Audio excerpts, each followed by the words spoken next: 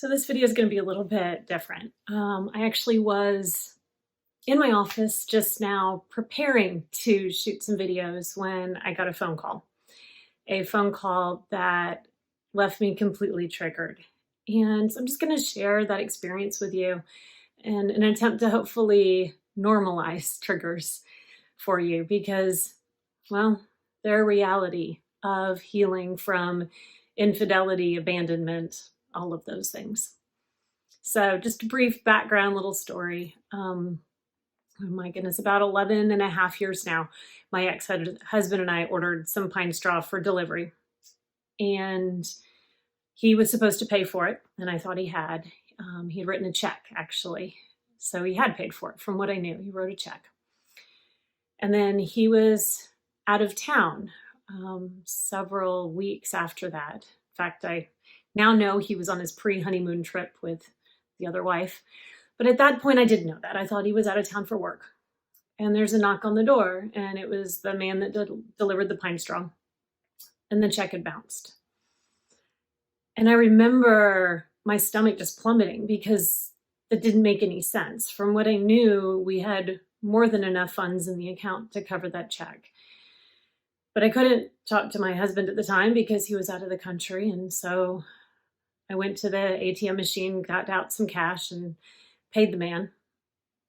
And then stuff happened on that trip where I was worried about my husband's health and everything. And by the time he got back, it just didn't seem like a big deal. But it continued to bother me. And only after he left, I found out, that he had been stealing and embezzling funds from the marriage for years. And the fact that we didn't have money in the account to pay for that pine straw at the same time that he was buying an engagement ring for his other wife. Well, that was hard to bear. And so pine straw has had this weird sort of memory for me. But I live in Atlanta, and in Atlanta, ordering pine straw is something, that you end up having to do. And this year, my now husband and I ordered pine straw. And we actually did two separate orders. I did the first one, paid for that one. He did the second one and told me that he had paid for that one. And I didn't think anything of it. I have no reason not to trust him. And then I just got that phone call just a few minutes ago from the pine straw company saying that there was an open invoice and they hadn't been paid. Yeah, enter trigger.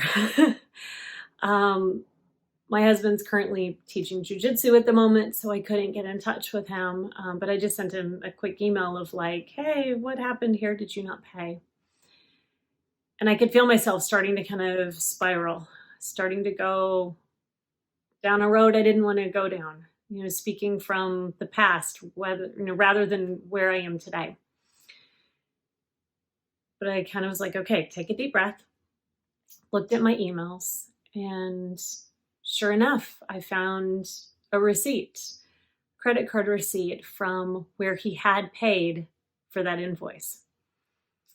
So I called up the company and we figured it out. It was just that their account for me was in my name and he had paid that invoice under his name.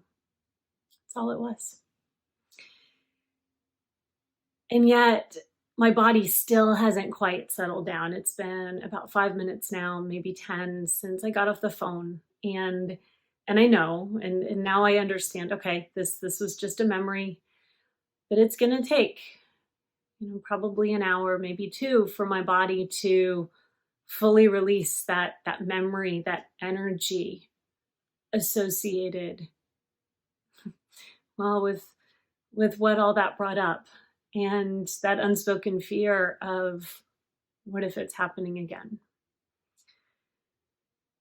And so I just wanted to share that moment with you to let you know that triggers, I don't think they ever completely end. I mean, here I am 11 years out and that's still, stupid pine straw still could make my heart beat a little bit faster, cause my anxiety to rise.